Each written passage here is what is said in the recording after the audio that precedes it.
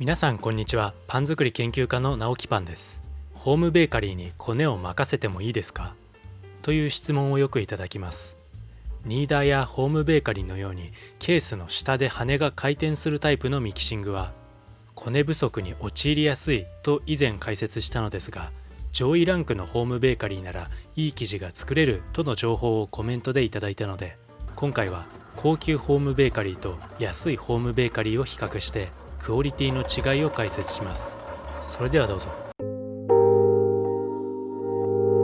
この動画で比較する機種について先にご紹介します。まず高級ホームベーカリーとして使うのはパナソニックの SD-MDX102、現行モデルのビストロの一世代前のモデルです。一世代前といってもその違いは微々たるもので、メニューの数が2つだけ少ないのと機械が少し重たいだけで、練り方など基本的なスペックに変わりはありません。価格は店によりますが4万円前後とかなりのハイグレードです。今回この検証のためだけに購入したのですが、他のメーカーに比べて練り方がいいとの評判だったので、こね方にうるさい僕を黙らせることができるほどのものなのかどうか期待したいですね。一方、安いホームベーカリーとして使うのはツインバードの PYE621。こちらも生産終了していますが、ホームベーカリーの中では非常に安い部類で、だいたい7000円程度で入手できます。以上、2つの機種でこね方から焼き上がりまで比較していきます。では早速、こね方の違いについて見ていきましょう。パナソニックの方はマニュアル操作で回転速度をレベル1から4まで選択可能です。そしてこね時間もかなり長くまで設定できます。レベル1から3までは30分まで、レベル4は15分まで。試しに動き方を見てみましょう。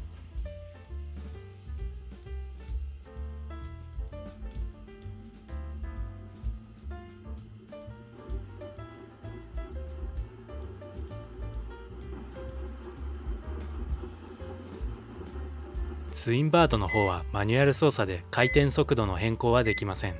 時間だけセットしてスタートすると、最初の1分間は粉が飛び散らないように細切れで動いて、次の1分間は少し大きく回転してさらに材料を均一に混合。2分間の荒混ぜの次にようやく持続的な回転が始まります。これはこね時間を3分にしようが10分にしようが、最初の2分間の動きは変えられません。加えてこの持続回転も30秒ごとに1回約3秒ほど止まる時間があります。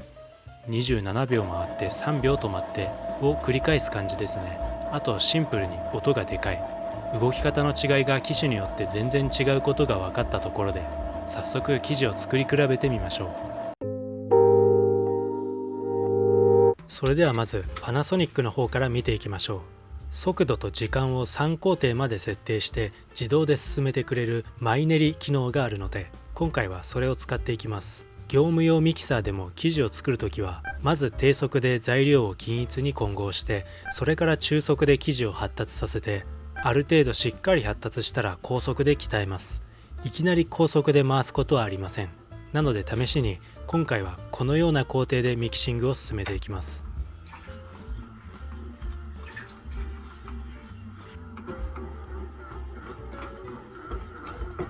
油脂入れ前のミキシングがもうすぐ終了します。生地をしっかりと捉えて折りたたんでいるように見えます。ただしどうしても四隅に粉が残ってしまうのはホームベーカリーなら仕方ないことです。どの機種でも運が良ければ粉が残らないんですけどね。次に油脂を入れて再度こねていきます。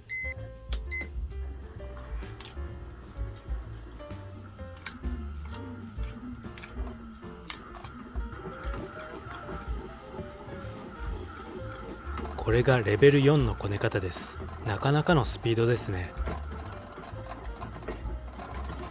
これで合計14分こねたことになります。一旦こね具合を確認してみましょう。まだ結構ベタつきがあります。現状まだ膜が粗く破れやすいです。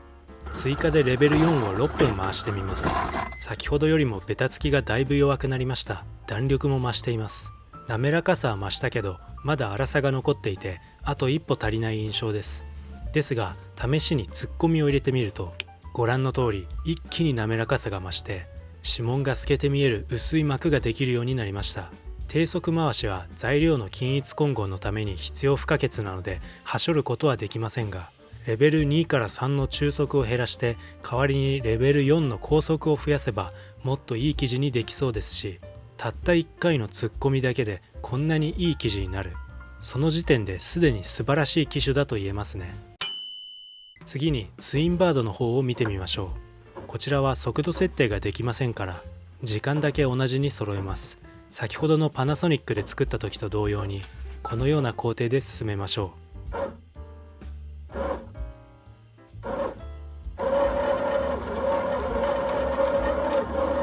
う。音がでかいのもあってこちらもしっかりこねているようには感じます。油脂を入れて再度回します。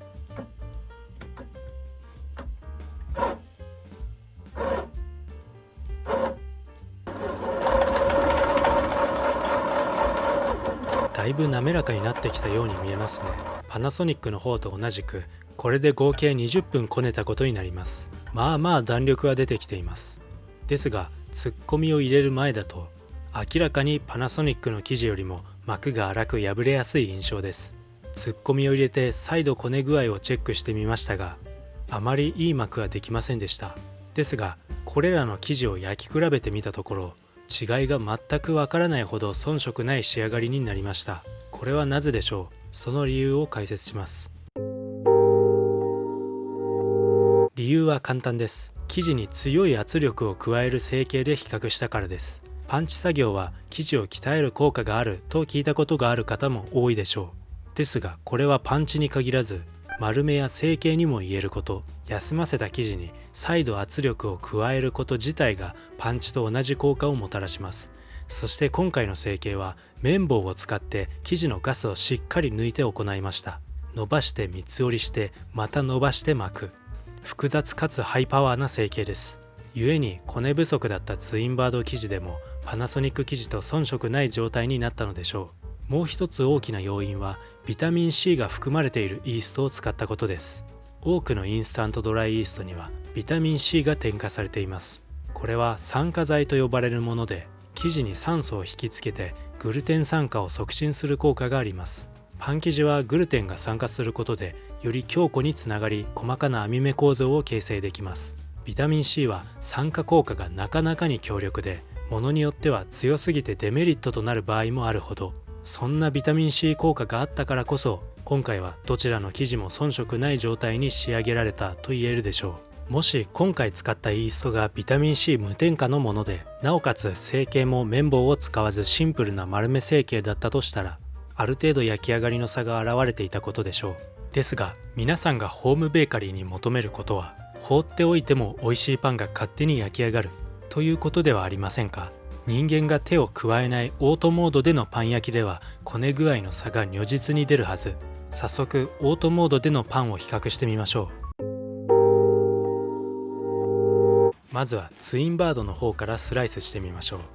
ご覧の通りきめが粗いですね。これはこね不足の生地でよくある特徴です。グルテンの網目構造が細かくなるまで生地が発達していなかったということです。味は決してまずいわけではありません。むしろ歯切れと口どけがいい印象です。ちなみに羽があった部分が大きく欠けていますが、パンがケースから離れず苦戦した結果です。続いてパナソニックのパンをスライスしてみましょう。こちらの方が明らかにきめが細かいのがわかります。食べてみると先ほどのパンよりも食感がしっかりしていてもちもちしています。これはツインバードの機種よりもしっかりこねられている証です。もちろん縦型ミキサーや上手な手ごねに比べたらあと一歩というところではありますが、自動でここまでのクオリティになるのは素晴らしいとしか言いようがありません。すでに他の機種を持っているけれどパンの仕上がりに不満があるなら 3D 巧み練り機能があるパナソニックに買い替えてみるのもいいでしょう。そしてパナソニックのいいところはパンの仕上がりだけではありません。忙しい人にこそ嬉しい便利な機能があります。パナソニックの方はオートモードでパンを作る際には内蓋を閉めたところにあるこちらのイースト入れの中にイーストを入れます。この裏側には開閉弁がついていて、メニューで設定されているタイミングで自動的にイーストが投入される仕組みです。この仕様があるおかげでフランスパン生地のようにイースト後入れの本格的な製法が実現できるだけでなく、焼き上がり時間の予約も可能となっています。予約機能がないと何が不便かっていうと、焼き上がり時間には家にいないといけないことです。焼き上がったパンをずっと入れっぱなしにしておくと、パンはどんどん焼けてしまうので、耳が分厚く硬くなってしまいがちです。なので焼き上がり直後にパンを出すのが理想なのですが、それだと使えるタイミングがかなり限定されてしまいますよね。しかし予約機能があれば、自分がちょうど家に帰ってくる時間や起きる時間にピンポイントで焼き上げることが可能となるため、焼けたパンがずっと放置されることもなく、状態のいいパンが取り出せます。週6日働く忙しい僕ですら、何これめっちゃ便利じゃんって思ったほどです。やろうと思えば毎日パンを焼くことすらできそうです。もう一つ美味しいパンが焼ける最強のシステムがあります。それが温度調節機能です。発酵中はもちろん、ミキシング中など全ての工程において温度センサーによって生地が常にいい感じの温度になるよう自動調整してくれるんです。美味しいパンを作る上で非常に大切なのが正確な計量と正確な温度です。仕込み水温を計算したり室温に合わせて生地温度を調整するのは経験者でも結構面倒に感じる作業です。それがなんとパナソニックは計量さえ正確にできていれば、材料の温度は何の調整もせずともいとも簡単にいいパンになっちゃいます。正直僕がこのチャンネルで皆さんに教えている内容なんていらなくなっちゃうぐらいです。仕上がりにこだわりたいあなたにも、忙しい日々を送るあなたにも自信を持っておすすめできるブランドです。もし興味を持たれたなら概要欄に商品リンクを貼っておいたので、そこからアクセスしてチェックしてみてください。今回の動画は以上になります。今後もパン作り上達に役立つコツや知識を皆さんに分かりやすく解説していくので、高評価とチャンネル登録で応援お願いします。最後までご視聴ありがとうございます。それじゃあバイバイ。